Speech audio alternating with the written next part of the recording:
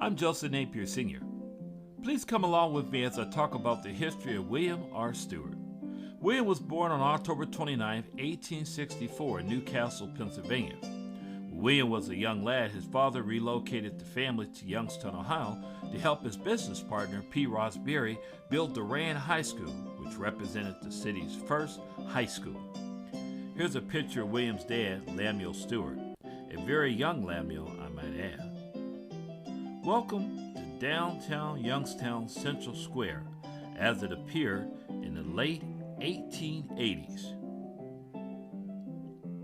Young William worked with his dad for a while in the bricklayer's trade. His dad, as I mentioned before, worked with P. Ross Berry, building a lot of downtown Youngstown early infrastructure. William graduated from the RAYEN School in 1883, the very building his father helped build. RAYEN opened its doors to the public in 1866. In 1883, after graduating from school, William would get a job working for the PC&P Railroad Company as a baggage master. Here's a picture of a train moving to its next destination. William would go on to read law in the law office of LAURIN D. Woodworth and Benjamin Franklin Worth. William developed the early skill and ability to help Civil War veterans cut through government red tape and secure their pensions. Here's a picture of the very people he helped.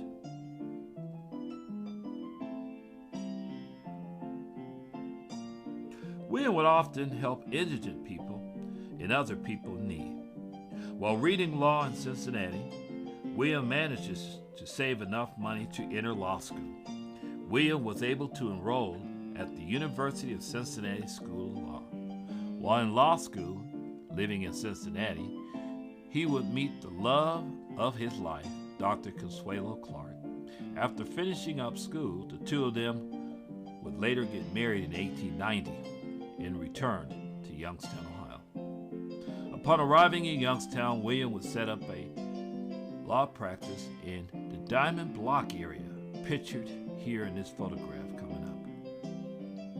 It's next to the white Grand Opera Hall in the upper right-hand corner there, next to a bank actually, that was referred to as the Diamond Block. The Mahoning County Courthouse would become William's home away from home.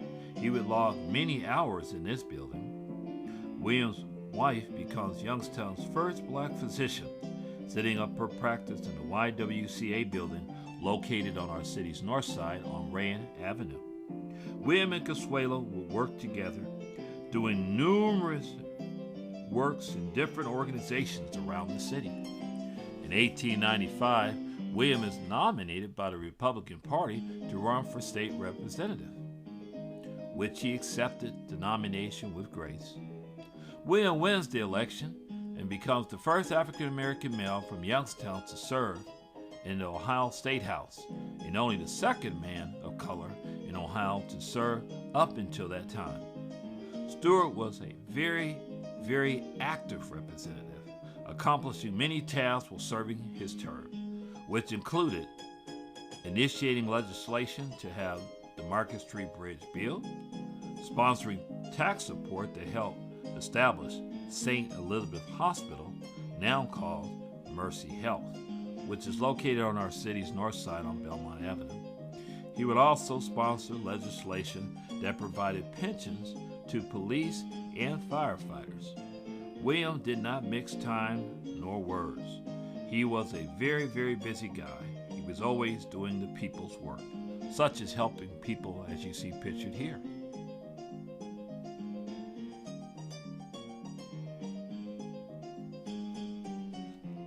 In 1926, after almost 40 years in the Diamond Block area, William relocated his office to the Union National Bank building, as you see here, now the Chase Bank building. Stewart in his career served 3 years as a member of the U.S. Consulate in Cleveland, Ohio as well.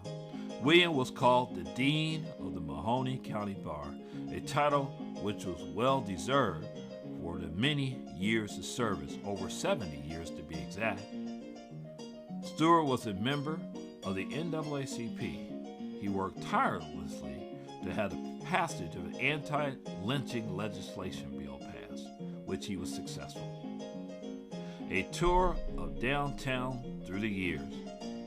This is what young William would see as he traveled here and there, building to building, doing his job throughout the years. William was always on the go, working in the best interests of the community.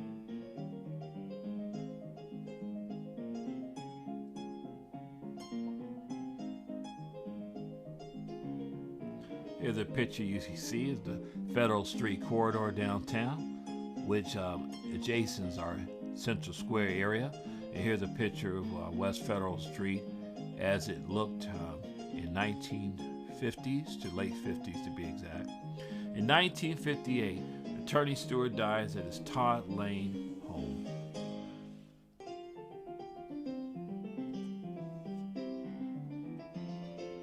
We will never forget what Attorney Stewart did for the greater community, serving everyone, most especially the black community. William Stewart, as mentioned, last lived on Todd Lane on Youngstown's north side in the Crandall Park North neighborhood. Todd Lane snakes from 5th Avenue to the entrance of the Todd Homestead Cemetery, where he lies at rest.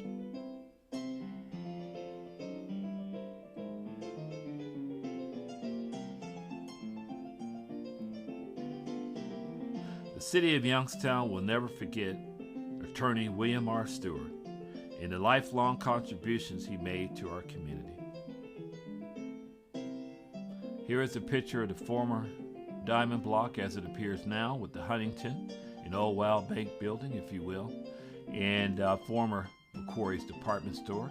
Here's a picture of East Federal Street as we head down the corridor towards the west side of town.